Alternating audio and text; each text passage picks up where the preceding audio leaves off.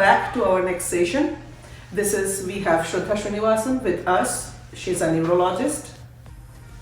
Hi everyone, I'm Srinivasan. I work as an associate professor of neurology at Columbia University Medical Center. And thank you, Sue, for having me back again. Thank you, Shraddha, for joining us.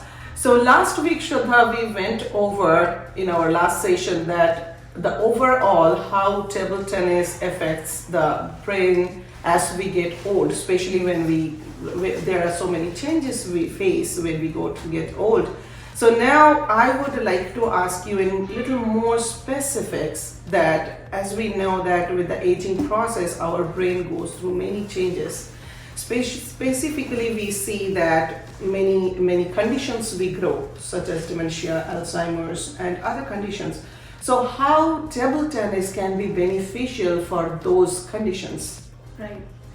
Yeah, so just a common overview. Alzheimer's disorder is a type of dementia that is neurodegenerative. So basically what happens is it's very slowly progressive. And over time the brain shrinks and it affects cognition and motor movement.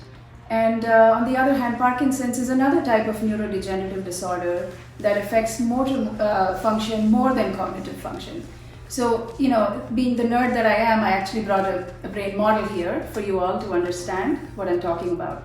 So, our brain has two halves or two hemispheres, and the front of the brain is called the frontal lobe, the back is the occipital lobe, and then you have the two sides, which are the temporal lobes, and then the top, which is the parietal lobe. So certain functions are coordinated in different parts of the brain. So when you take table tennis, for instance, or ping pong, the first thing you do is you pay attention, and that involves your frontal lobe. And then the very next thing is you have to keep your eyes on the ball and constantly get that visual input, which is basically the back of the brain, the occipital lobe. So the frontal and the occipital lobes communicate very closely there. It's literally a matter of milliseconds. So it's a split-second decision making as you see the ball coming towards you. The occipital lobe sees and interprets the ball direction, and the frontal lobe decides what you're going to do.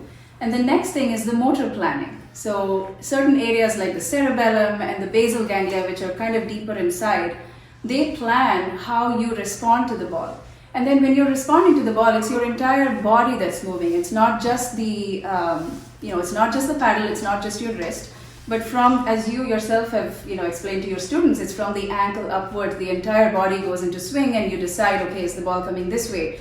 Do I use a top spin? Do I chop? So all of those things, that movement helps people with Parkinson's disease who have difficulty with movement. And so this constant talk between both sides of the brain, between the front and the back of the brain, and the procedural memory, the memory with which we've been playing ping pong for years, that kicks into motion, and that memory is the temporal lobes. So all of these areas of the brain keep talking to each other within a matter of milliseconds, and that is how the brain gets exercised with these conditions. Oh, that's wonderful. I have never knew in details because I'm an advocate for table tennis for the seniors, and I started the FitYou because I always want seniors to get involved in ping pong, but I never knew in this details that how actually it affects our brain and even physically also, I believe, right? Absolutely. That when they are playing, especially with Parkinson's disease, the physical movement helps them a lot. Totally, yeah. So as I was mentioning, in Parkinson's, it's the movement disorder that comes first, and then the cognitive dysfunction catches up later on. In Alzheimer's, it's kind of the opposite. The cognitive function gets affected first. You start having difficulty with memory, with naming, and then eventually the movement disorder sets in. So all of these things are helped by ping pong. And this is a form of therapy that doesn't cost much and doesn't have side effects, unlike medication. Who wants to go on, an extra medication for conditions when you have such a beautiful type of sports therapy?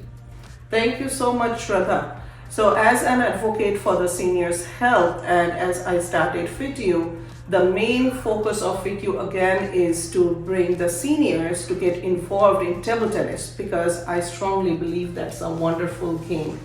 So thank you so much for joining us for this session. Thank you so much, Shraddha. Thank you as well.